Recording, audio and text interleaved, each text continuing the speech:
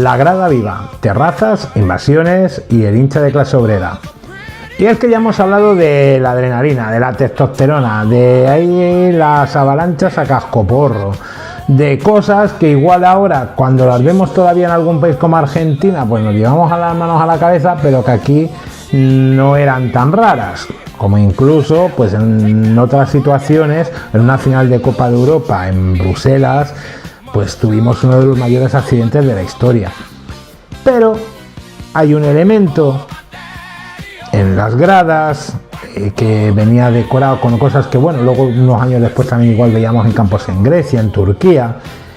que eran bastante importantes, que era el estado de las gradas. Yo voy a diferenciar en dos. Por supuesto, una, teníamos los ultras. Los ultras eran un poco como los dueños en oculto muchas veces hasta del propio club de fútbol. Era gente muy radical, era gente pues muy violenta, que incluso tenían con mucho poder en los clubes.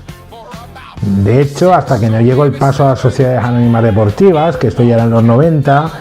pues no se avanzaba en este aspecto, y era gente pues que tenía sus organizaciones, especialmente en algunos de los fondos del campo de juego, véase pues los Boys or Noise, véase los Ultrasur, véase los Viris, que tenían ciertas conductas mafiosas, como incluso conseguían que los presidentes de los clubes cedieran, tuviesen hasta habitaciones en los propios campos de fútbol por donde dejaban sus armas, donde dejaban sus palos, dejaban sus pinchos para pegarse con los ultras del equipo rival que viniesen a la ciudad, o incluso pues un ambiente en la grada con esas bengalas, con esos petardos, con esos gritos, que incluso hacía que la policía tuviera miedo a entrar y ni siquiera se atrevía a subir. Por suerte, han pasado los años, hemos hablado pues como por ejemplo las sociedades anónimas deportivas pues tuvieron que dar un paso, porque esto sí que es una muy buena decisión, para que veáis que no hay que echar tanto o todo en falta del fútbol antiguo. Pues si había alguna movida se hacía responsable del club, y ahí como tocaba soltar pasta de multas, pues aquellos ya se mojaron. Luego venían casos, pues por ejemplo un niño, yo recuerdo en el estadio de Sarriá, el viejo campo del Español, como una persona tirando una bengala pues mató al niño que estaba justo en el otro lado del campo, y que pues con el paso de los años, la salida de ciertos directivos pues hizo un poco que estos ultras pues ya fuesen como un tanto a menos.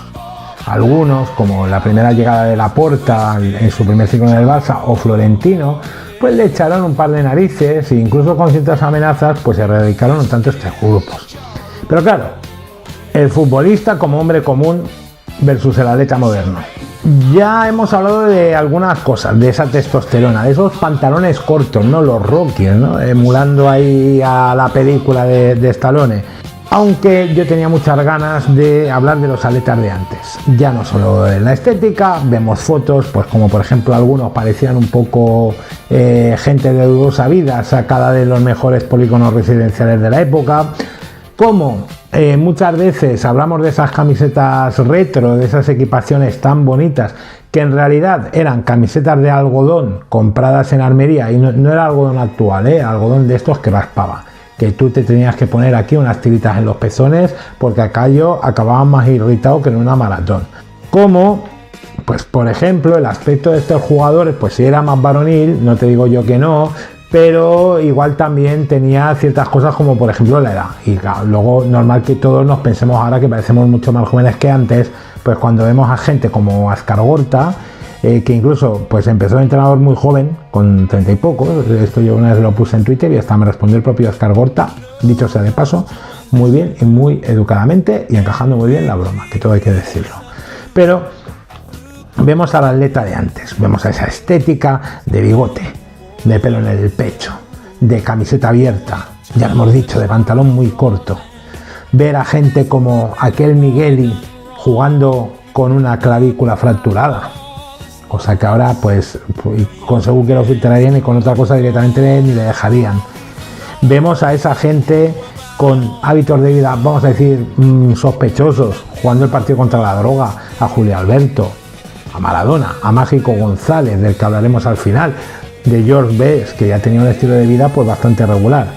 o pues de aspectos pues de un estado físico que igual no era el propio de un deportista profesional, pero era lo que había en esa época. Podías encontrarte futbolistas con los cuales no tenían tanta conciencia, pues que igual en el descanso se fumaban un pitillo. No te digo que se bebieran una cerveza, pero como hemos dicho antes, te los podías encontrar en un bar comiendo unas tapas o con ciertos hábitos de alimentación y de preparación física,